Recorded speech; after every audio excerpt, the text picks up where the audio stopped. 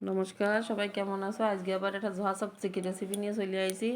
আগের দিন কলাম না যে লার অর্ধেক ছিল, সেই অর্ধেক দিয়ে আর একখান রেসিপি বানাই দেখাবানে, সেই অর্ধেক নিয়ে চলে আইছি। আসে হাত কান কিরম ঘন ঘন খাপে দিয়ে দেখিস কীভাবে আছে ডাইস দিয়ে কুড়াই নিচ্ছি, এরম এরে কুড়াই নিবা তোমরাও লাউ। কুড়াই নিয়ে লাউ যারা খাতে যাবে না তাকে যদি ওই লাউর আগের দিনকে যে কি বানাইলাম কোপ্তা, তারপরে এই যে লার এইভাবে যদি ঘন্ট রান্না করে দাও, এর এবার কয় রাজকীয় ঘন্ট, এরম ঘন্ট আর ওই যদি রান দিয়ে দাও দেখে নে সবাই খাতে যাবে না, আর কেউ টেরও পাবে না যে লাউ খাচ্ছে কি দই সন্দেশ খাচ্ছে। লাউগুলোই যে ডাইসে ওইভাবে কুড়াই নিয়েছি, নিয়ে এবার দিলাম কড়াইতে গরম মশলা। এই ঠান্ডা তরকারি একটু গরম গরম করি না খালি তো স্বাদ লাগবে না, তাই দিয়ে দিলাম গরম মশলা, তারপরে ধনিয়া জিরে দিয়ে দিয়ে খালি কড়াইতে মানে তেল ঠেল না দিয়ে একটু নাড়াই ছাড়াইয়ে একটু ভাজা করিয়ে নিলাম। মেলা পুরাই জন্য ভিলে না আবার ভাজতে যাইয়ে এবার কয়খান বড়ি, ডালির মাসকলের বড়ি, তাই ভাইজি উঠে নিলাম তেলের মধ্যে। এ কয়টা কিন্তু তেলে বাজিছি, আর আগের কয়টা তেল বাদে বাজিছি। সবগুলো কিন্তু ভালো করে দেখে শুনিয়ে মাথার মধ্যে নোট করিয়ে রেখে নে, তা নাহলে রাঁধতে গেলে আবার কিন্তু উল্টো পাল্টা হয়ে যাবে না।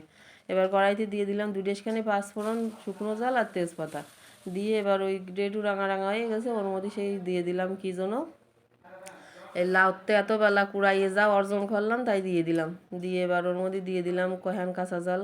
কাঁচা জাল আবার বেশি দিয়ে না, লাউতে এবার জাল কিন্তু অল্প দিলে বেশি লাগে, এই জন্যই করছি বেশি একটা জাল দিয়ে না। তা যে যেরকম খাতি পারো সে সেরকম দিয়ে নে, তবে যা দিবা একটু কম কম দিয়ে নে।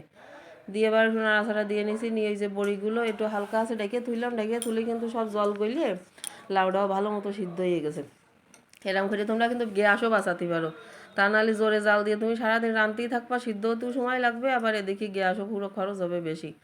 তারপরে এবার নাড়াচাড়া দিয়ে এবার যখন দেখবো জল প্রায় শুকোয় শুকোয় আসে, ওই সময় দিয়ে দিলাম খানিকটা ওর মধ্যে ঢাইলে দুধ। এই দুধ দিলেই এর স্বাদটা আরও পাল্টে যাবে। তুমি ঘি দিয়ে যে স্বাদ পাবা, তুমি দুধ দিলে তার চেয়ে 4 গুণ স্বাদ পাবা।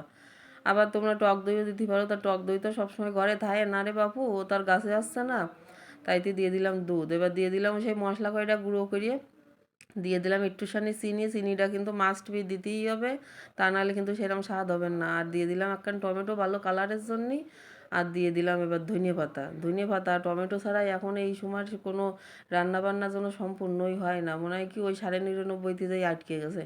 তাইতে এবার দিয়ে দিলাম ধনিয়া পাতা। দিলে এবার দেখো দিন কী কায়দার মানে ছাপা ছাপা লাগতেছে না, মনে হচ্ছে লাল সবুজ প্রিন্ট করার জন্য এর মধ্যে।